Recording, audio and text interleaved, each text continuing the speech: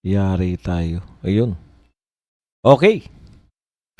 Magandang araw sa atin lahat mga kababayan, saan man panig kayo ng daigdig naron. Dito na naman tayo sa another episode ng ating vlogs, Badong Aratiles po. Pag-uusapan natin ngayon, eto po no, Risa Hontiveros, binasura ng DOJ ang kanyang ikinasong cyber libel mula dito po sa mga kilalang Duterte supporters o Duterte personalities. Congratulations po no sa ating lahat dahil unti-unti po na binabasura tong mga walang kakwenta-kwentang mga, alam nyo, harassment lang to sa mga Duterte. Okay po yan, masaya po tayo. Wala pong puwang sa mga katulad ng mga kasong gantong cyber libel ni Risa Hontiveros sa mga totoong lumalaban para po sa bayan. Okay, pag-uusapan din po natin ito pong tila ginagawan laruan ni Tito Soto, si Loren Legarda. At syempre pa, ito po yung sinabi, nag-ala BP Sara itong si Leandro Lebiste nung sabihin niya po na naghanda na siya, lalabas ang katotohanan, ano man ang mangyari sa kanya, nakapag-tape na siya, nakapag-record na siya.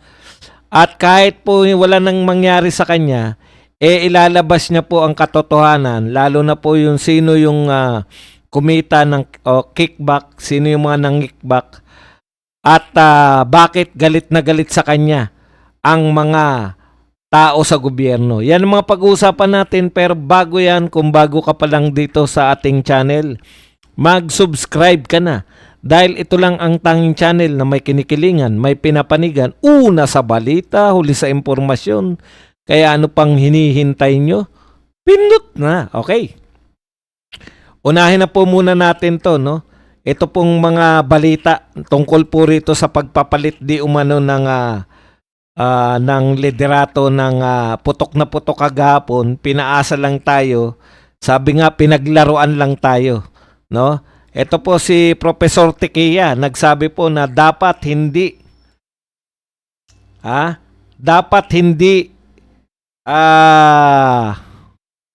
pinaglalaruan ng Senado ang mga tao. Ayan. Wala komedyante yung ating Senate President at mukhang ang okay lang sa kanila na paglaruan si Loren Legarda. Ito po ang sinabi, ako sa tingin ko ito po ang panggagaga, no? Excuse the word, no? Pero sa tingin ko po ito po ang maliwanag na panggagaga ni Tito Soto kay Loren Legarda. Okay. Ayon po dito sa balita ng Inquirer, Soto, ayon po kay Tito Soto, Legarda eyed to sit as Senate President for 2 to 3 months. Pauupuin daw po bilang Senate President ng 2 hanggang 3 buwan lang. Hindi po talaga as in Senate President, no?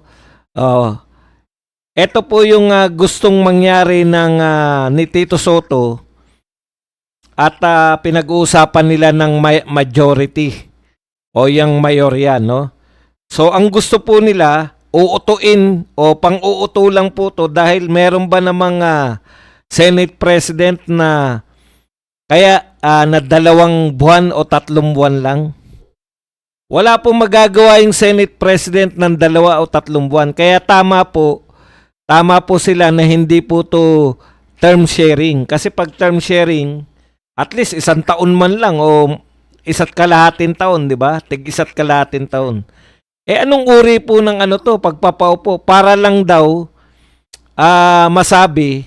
makaupo si Senator Loren Legarda na bilang kauna-unahang babaeng Senate President. Bibigyan siya ng 2 to 3 months. Pagkatapos daw po ng maipasa yung 2027 budget, pauupuin po si Legarda ng ilang buwan lang nang sa ganun, matawag lang siya, malagay lang sa record na first Senate, first female, first woman Senate President.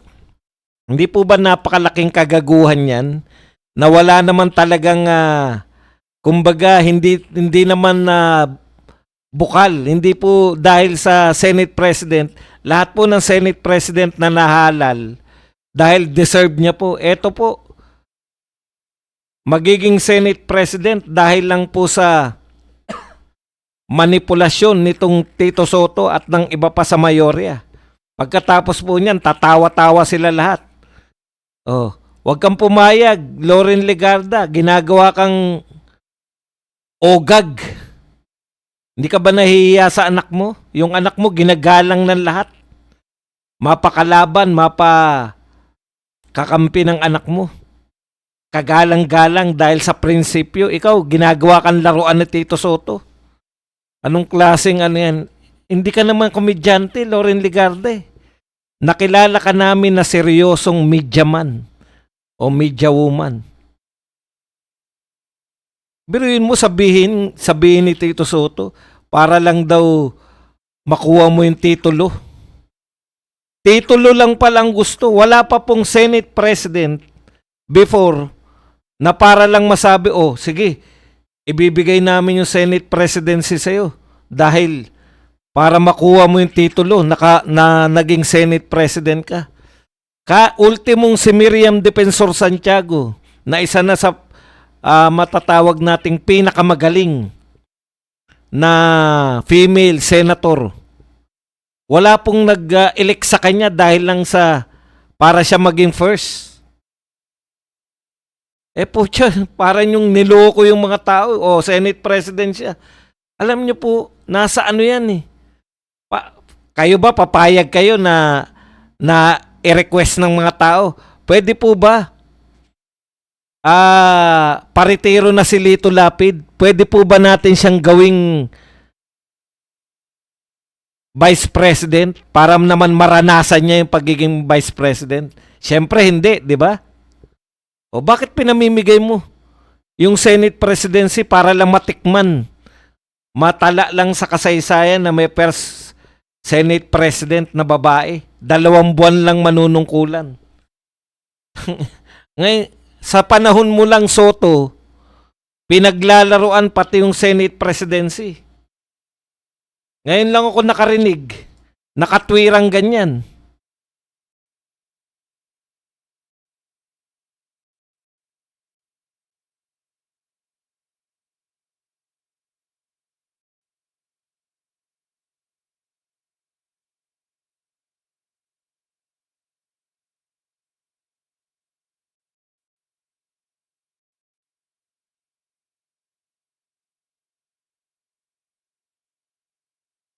Okay. Dahil lamang sa si Loren Legarda ay kumbaga kumampi na nga sa inyo si Loren Legarda, di ba? Ikaw na nga kinampihan bilang ganti kay Loren Legarda sa pagkampi sa iyo. Actually, napigilan nyo yung kudita eh. Loren Legarda, baka hindi mo lang naiisip yung ginagawang panggagaga sa iyo ni Tito Soto ngayon. Ikaw na nga nagligtas sa kanya. Alam na natin yan lahat eh, di ba? Ikaw na nga nagligtas kay Tito Soto. Dapat Senate President ka na talaga eh. Pero ikaw na nga nagligtas, kumampi ka na nga kay Soto, ang igaganti sa'yo, gagawin kang dekorasyon.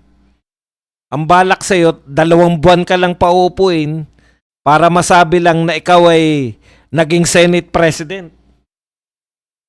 Titulo lang, hindi to totoo. O ngayon, anong masasabi ni Loren Legarda dyan? Ako, hindi ganyan yung pagpe-present ng media. Pero nakikita ko po kung anong gusto nilang gawin kay Loren Legarda, gawin laruan eh. Ito naman po ang sagot ni Loren Legarda. I have no idea. I did not hear it yet. We have not discussed it yet, and don't worry, I will raise your question with him. O, ibig sabihin, nagpaplano si Tito Soto ng mangyayari kay Legarda nang hindi alam ni Legarda kung ano yung pinaplano nila para sa kanya? Oh, hindi pa ba sapat na ginagawa kang laruan, Loren Legarda? Hindi mo pala alam. Ina-announce na ni Tito Soto sa media yung gagawin sa'yo. Hindi ka pa pala kinakausap. Sinasabi na sa media na gagawin kong dalawa hanggang 3 buwan na Senate President si Loren Legarda. Ano yun? Tapos hindi mo pala alam. Nauna pang nakaalam yung media. Ganon kababa ang tingin sa'yo ni Tito Soto.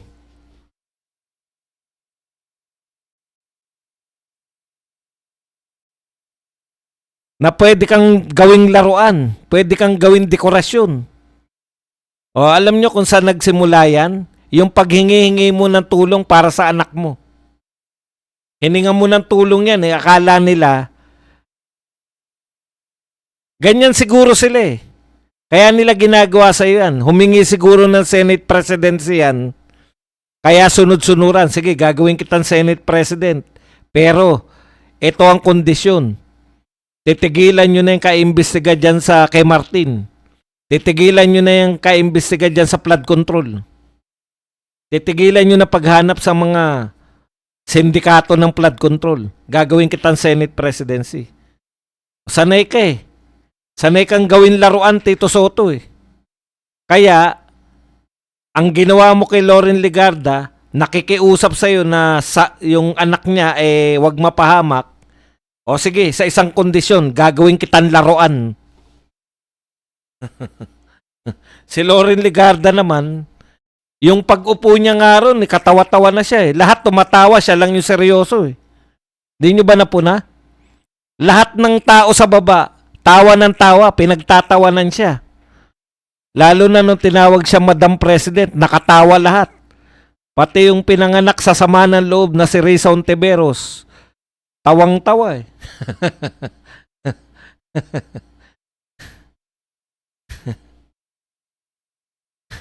Tapos si Loren Legarda, seryoso ng pagpalo ng gabil eh.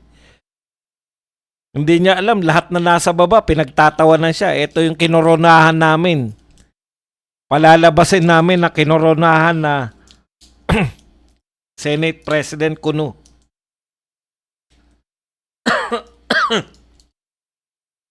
Okay, punta na po tayo rito sa masayang balita naman. Panay masasamang balita eh. Ito po ang masayang balita. Binasura ng DOJ. Ayan, no? Binasura ng DOJ ang kasong cyber libel na isinampa ni Hontiveros. Ayan, yung mga sinampahan niya po ng kaso ay ang mga sumusunod. Ito po, narito po yung picture. Pinangungunahan ni Attorney Topacio, Jay Sonsa, Banat Bay, si KP Chu, Eric Celis at si Teo Moreno. Yan po ang sinampahan niya ng kaso, no? O, basahin natin ng konti. Isang malaking dagok sa pagmumuka ni Risa Ontiveros na natanggap matapos tuluyang ibasura ng Department of Justice Philippines ang kanyang isinampang cyber libel complaint laban sa ilang social media personalities. Sa pamamagitan ng National Prosecution Service, nagpasya ang DOJ na walang sapat na prima facie evidence at walang napatunayang aktwal na malisya upang ituloy ang kaso. O yun naman pala eh. Tignan mo naman itsura mo. Paano magkakamali siya sa'yo? Hindi po yun yung mali siya. Father Flavi, hindi yan mali siya na iniisip nyo. Yung mali siya po nito, yung pong hindi po minamalisyahan na banatan siya ng may malisya. Di ba? Okay. Ayon sa resolusyon, bagamat maaring nakasakit o matindi ang ilang pahayag laban kay Hontiveros, hindi ito otomatikong maituturing na krimen sa ilalim ng Cybercrime Prevention Act. Correct. Di po ba? Alam po ninyo, hindi po porket siniraan ka, krimen na yun.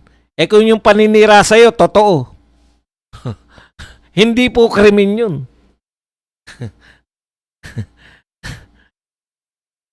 Binigyan din ng piskal na ang post at komento ng respondents ay bahagi ng pampublikong diskurso at opinyon, lalo na sa mga isyong may kinalaman sa politika. Sana po na nakikinig, nanonood itong mga walang kwentang politiko na mahilig magsampa ng cyber libel. No? Sana nakikinig kayo. Hindi po lahat ng paninira ay cyber libel. Lalo na kung ito ay opinion mo lang. Ang paninira, opinion lang namin eh. Nasaktan ka eh. Cyber libel na. Wala pong bawal na opinion. Wala pong maling opinion. Ang mali po, pag yung fake news, sinabi mong ito ang tunay na balita. Saan ba sila kinasuhan? Kung natatandaan nyo po, yung kaso po nito, may lumabas po yung alias, ano nang ang pangalan nun? Yung sa KOJC, natatandaan nyo yan, naglabas siya ng video. Etong mga personalidad na to, nag-react po doon sa, anong pangalan nun nung taga KOJC. Oy, thank you very much, Ma'am Imelda Sanggalang na nagbigay sa atin ng $10. Yung nagbabayad si Rene, si alias Rene, di ba? Naglabas ng video si Rene.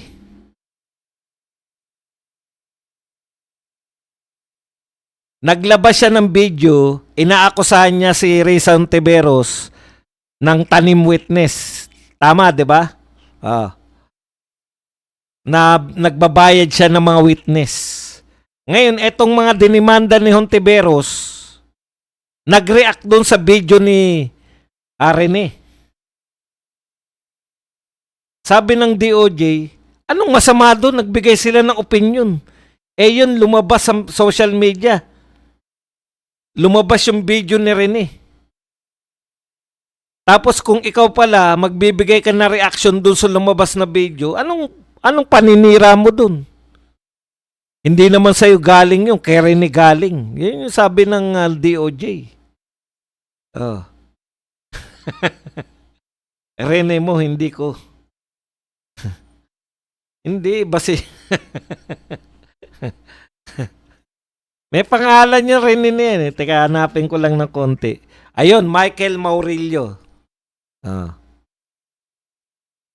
Kung saan inakusahan si Ontiveros ng umano'y panunuhol upang tumistigo laban kay KOJC, sa KOJC at sa mga Duterte na mariing tinanggi ng senador.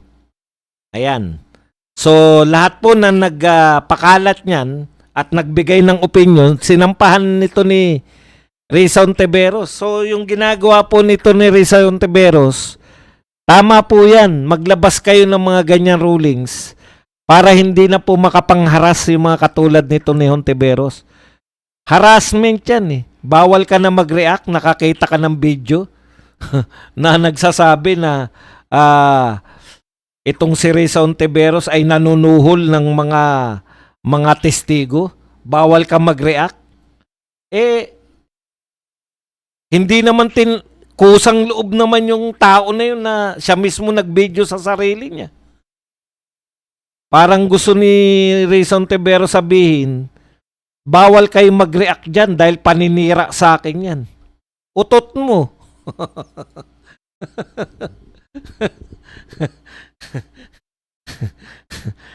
Pahiya ka ngayon.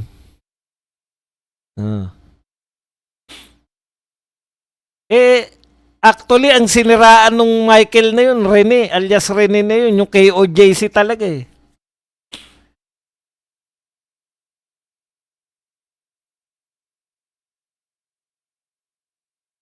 Thank you very much kay Miss Judge sa 125 pesos na pangkape.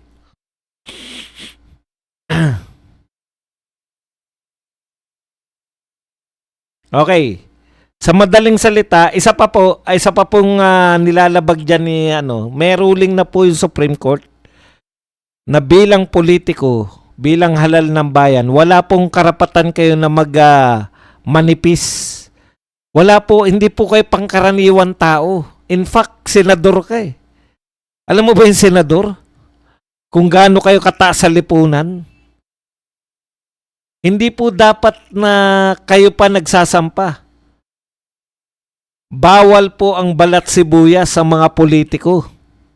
Alam na ninyo na ang pag ikaw pumasok ka sa politika, lahat ng mata naka sa'yo, nakatingin sa'yo, lahat pupunahin, lahat ng mga kinikilos mo. Oh. Tapos sasampahan mo ng reklamo yung mga bumabatikos, natural yan. Lalo na identified na Duterte. Kalaban namin kayo, hindi namin kayo pupunahin. Ano yan? Ano bang klaseng demokrasyang alam mo?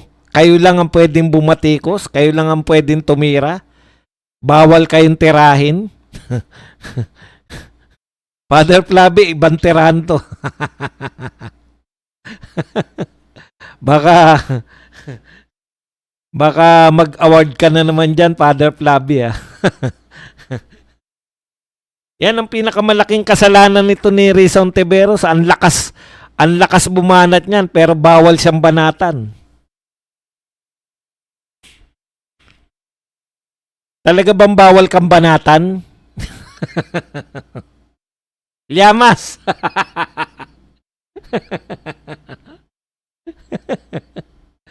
Llamas, talaga bang bawal banatan niya?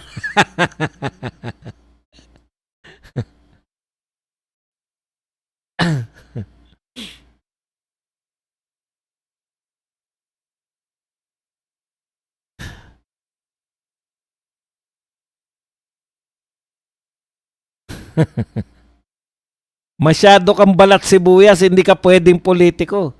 Ang pinakamaganda po na politiko, pinakamagandang modelo ng mga politiko, yung mga Duterte, tignan nyo.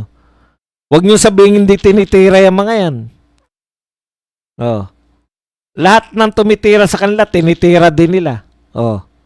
Yun talaga, ganun ang demokrasya. That's democracy in action. Tirahin nyo kami, titirahin din namin kayo.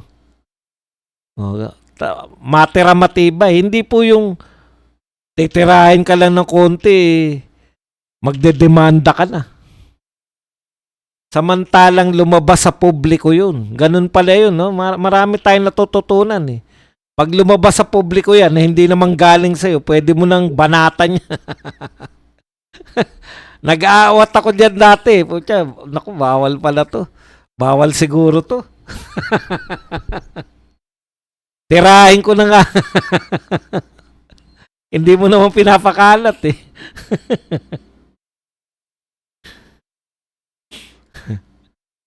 Banatan lang, ganyan ang mga politiko. Ang mahilig lang magdemanda, mga hindi kayang ipagtanggol ang sarili nila. Hindi mo kaya ipagtanggol ang sarili mo kay Michael eh. Binibisto ka na, nanunuhol ka eh.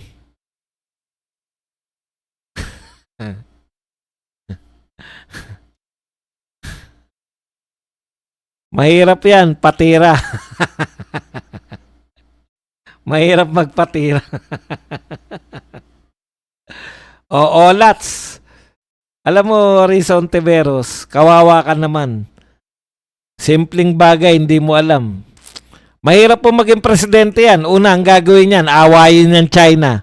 Yari. Yari tayo. Ikalawang gagawin yan. Lahat ng mga titira sa kanya, idedemanda niya. In fairness naman kay BBM, kahit banatan natin ng banatan, wala naman silang dinimanda. Talagang ganun. Sanay naman, no? Presidente na tatay niyan. Matagal ng politiko yan eh. Yung mga bagito, actually, hindi ka naman bagito na Risa Ontiveros eh. Nasaktan ka lang kasi hindi mo kayang sagutin. Gusto mong i-divert. Pinagbibintangan ka. Yan, tuloy, naungkat na. Naungkat na naman namin. Oh, kumusta na pala yung mga sinuhulan mo? Risa Ontiveros, kumusta na yung mga sinuhulan mo na testigo?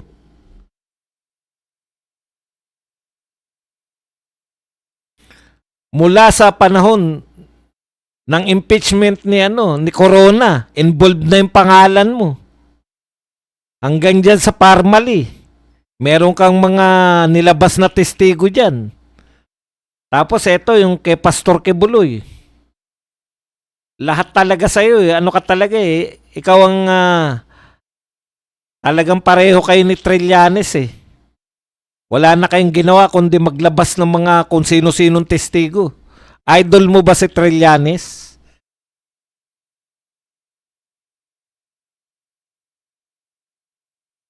Teka lang, inom lang ako at medyo nag-acid.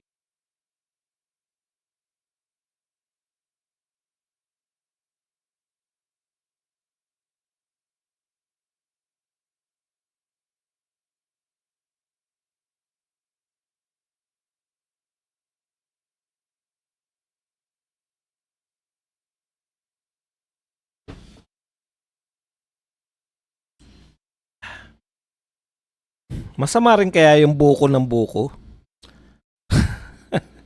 Parang andigay ko, lasang buko na eh.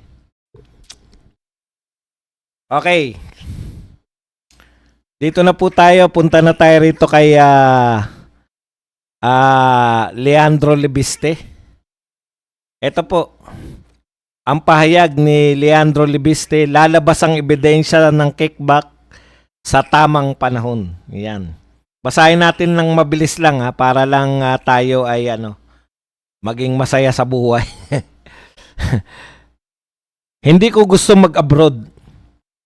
Humingi ako ng pahintulot sa Kongreso dahil pinakiusapan ako ng aking ina ng ilang representante ng administrasyon na mag-abroad. Ako kaysa tuluyan kong ilabas ang ebidensya tungkol sa mga proponents ng mga maanumalyan DPWH projects. Ayan, Loren Legarda, sa kahihingi mo ng pabor para protektahan ng anak mo, ginagawa kang laruan ni Tito Soto. Yan po yan eh. Kung paanong ginagawang laruan ni Martin Romualdez si Tito Soto, ganun din niya ginagawang laruan. Ganyan talaga, di ba? Pinaglalaruan niya naman ngayon si Loren Legarda. Mukhang engot dun sa naggagebel-gebel. Wala naman pala, hindi naman pala siya kasama sa mga MEP nagpaplano. Okay, tuloy natin. Higit pa sa Cabral Files, nasa akin ang ebidensya nagpapakita ng pagtanggap ng kickbacks. Pinayuhan akong hindi pa ngayon ang tamang panahon para ilabas ito. Gayunpaman, nakapaghanda na ako ng videos para kahit anumang mangyari sa akin, lalabas ang katotohanan. Kapag nailabas ang ebidensyang ito, mauunawaan nyo kung bakit nila ako inaatake. Alam mo, sa totoo lang, di ba? Kung Cabral Files lang nga, di ba? Bakit ganun na lang atake nila kay Libiste? Kung Cabral Files lang. Ngayon, malalaman daw natin ang bakit sila inaatake. Kapag nailabas ang ebidensyang ito, ayan, dahil sa takot sila na ilalabas ko. Gayunman, hindi tayo matitinag sa mga paratang na walang basehan. At lalabas din ang katotohanan sa tamang panahon. At kapag dumating ang panahong yun, sana maunawaan nyo kung bakit ako pinayuhan na hindi pa ngayon ang tamang oras upang ilabas ito. Grabe, no? Mukhang mabigat tong hawak na ebidensya na to ni Libiste. Bukod dito, umaasa rin ako sa mga nagbabahagi ng katotohanan, sina dating Undersecretary Bernardo, Secretary Bunuan at iba pang kasalukuyan at dating cabinet secretaries at undersecretaries na may alam tungkol sa mga maanumalyan DPWH projects at sino nakatanggap ng kickbacks.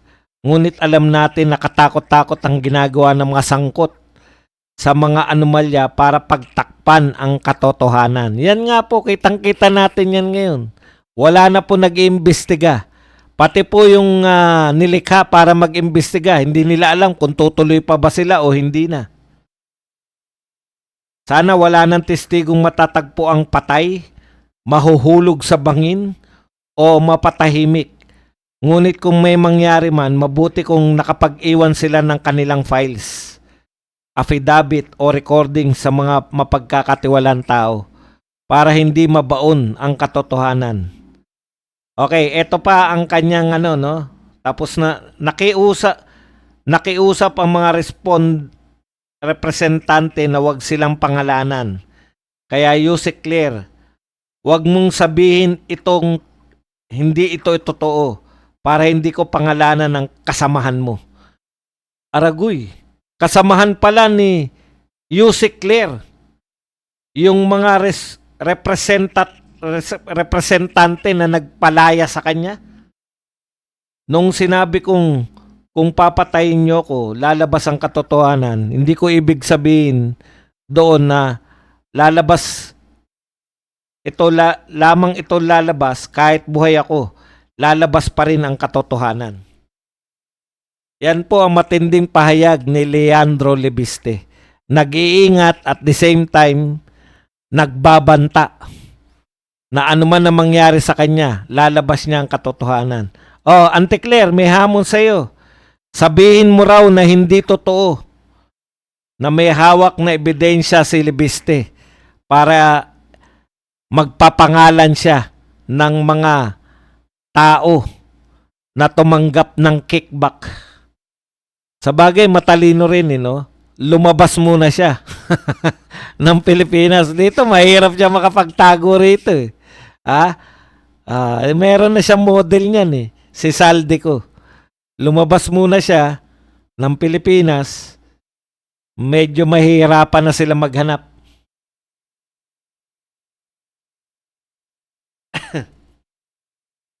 Okay. Wala na tayong wala na po tayong masasabi diyan. Yung mga hula natin, ako, yun pa rin yan. Sino pa ba naman yung paghinalaan natin diyan? Nilabas na nila Marcoleta yan. Merong video ron, di ba? Ay, merong, anong tawag doon? Yung parang mga picture. Naroon si Martin, nasa tuktok, si Saldico, tapos ibang mga araw-araw, diagram. Meron dito question mark pa, nasa tuktok ni Martin. Sino yung question mark na nasa tuktok ni Martin? Ako, huhulaan ko. Dalawa lang yan. Sino pa ba mas mataas kay Martin? Di ba? Is either si BBM or Mrs. niya. kasi ako ganun, nasa tuktok ko, Mrs. ko. PowerPoint, hindi PowerPoint yun Low chart.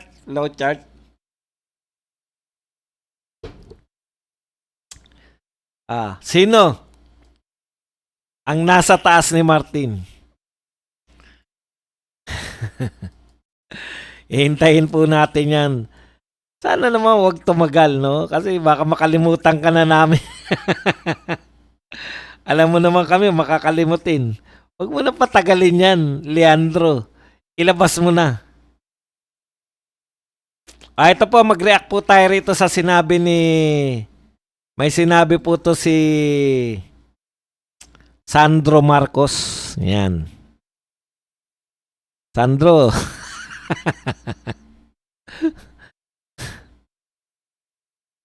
Ito po ang pahayag ni... Ewan ko kung bakit niya sinabi to. Ngayon lang din tong araw.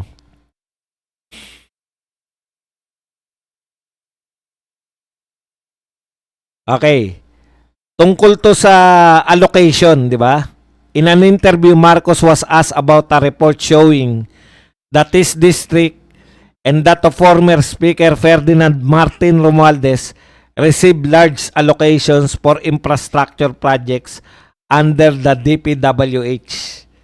Ito po ang sagot ni Marcos. Sandro. Number one, that was an initiative of the executive, meaning wala pong kinalaman ng congressman, wala pong kinalaman ng legislative sa pag-allocate ng kahit anuman na amount doon. O yan, di ba? He said that infrastructure projects were already identified in the NEP is submitted to Congress. So hindi niya po dinideny, hindi niya po dinideny na sila ni Martin Romualdez ang pinakamalaking alokasyon. Dahil wala naman daw siyang kinalaman doon. Dahil ang nagbibigay daw niya national government. Sino bang pinuno ng national government? 'Di ba tatay mo at pinsan ni Martin?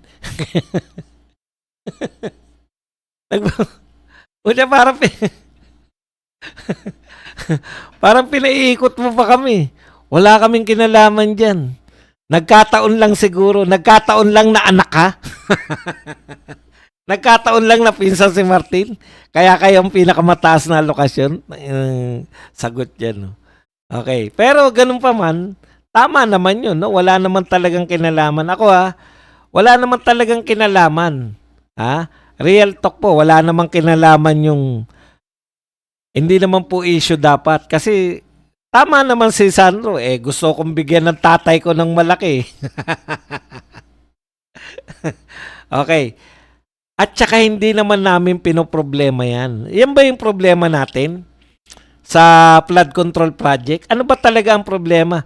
Sa dami po ng dakdak ninyo, no? Pati ng media, kung ano-ano na lang tinatanong ng media, hindi naman yan yung problema ng flood control eh. Ang problema po natin sa flood, hindi nga natin problema yung flood control na masama ba yung flood control? Hindi po. Flood control, kukontrolin mo yung baha, masama? Hindi po siya. Ang problema natin sa flood control, ghost project, tsaka mga palpak na proyekto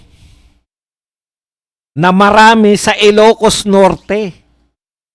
Hindi namin pinoproblema yung natural yun. Si Pulong Duterte, problema nyo, bakit ang laki ng budget? Anak din siya ng presidente noon eh. Ngayon nga, zero sila eh. Anak sila ng presidente. Okay na po yan, given na po yan. Ang pinoproblema namin, nagamit nyo ba yung malaki nyong budget ng maayos? Bakit ayaw nyong papuntahin dyan si Vince Dizon? Persona nung grata ba? Si Vince Dizon. Malaking budget. Pinakamalaking budget nila. Martin at saka ni Sandro Marcos. Hindi po namin problema yung malaking yung budget. Ang problema namin, maraming kayong palpak na proyekto.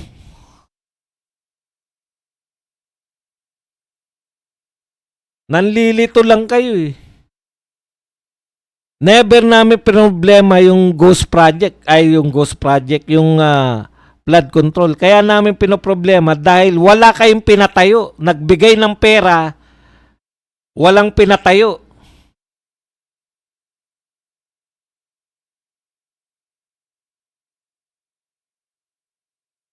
Nagpatayo man, palpak naman. Kaya kita nyo, hanggang matapos yan si BBM, panay bagsakan ng bagsakan yung mga pinatayo nila. Yung may mga pinatayo, palpak. Yung mga walang pinatayo, binulsa lahat.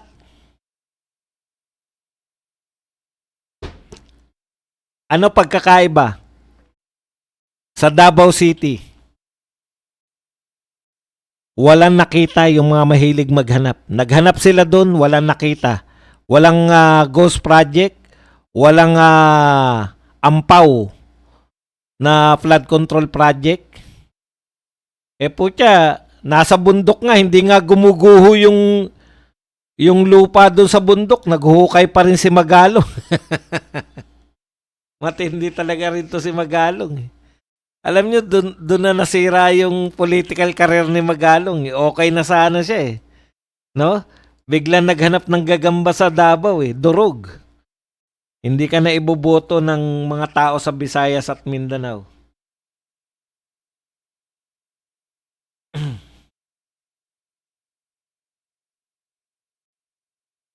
Nahalata nyo na naman na hanap pa tayo. Ito po, nagkakamayan. Naku, napakasaya naman itong dalawa na to. Leni Robredo, umaasang magtagumpay si Marcos Jr. Gusto ko magtagumpay siya dahil ang tagumpay niya ay tagumpay ng bansa. Antindi mo talaga, Leni Robredo, di ba? Nung pagkatapos ng eleksyon, sinabi mo, dinaya ka ni Marcos.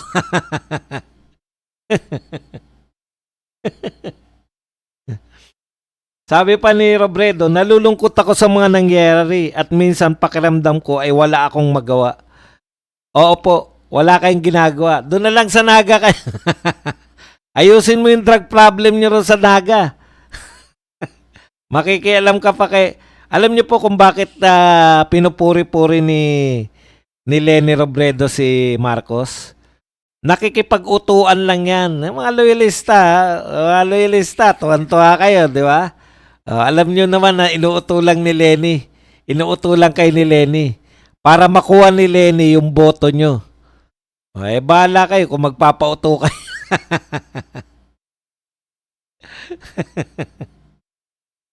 Bahala kayo kung magpapauto kayo dyan.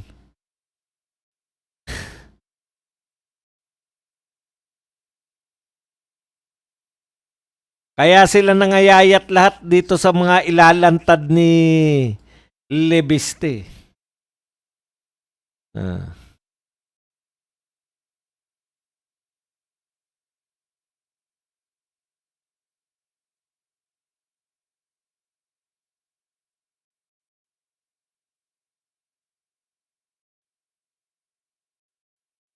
Samantala, si Shell Jokno, ganun pa rin. Mga kapatid, yan lang po ang ating topic. Pwede na po kayong magtanong. Pwede na kayong magbigay ng reaksyon. At higit sa lahat, pwede na po kayong magpakape.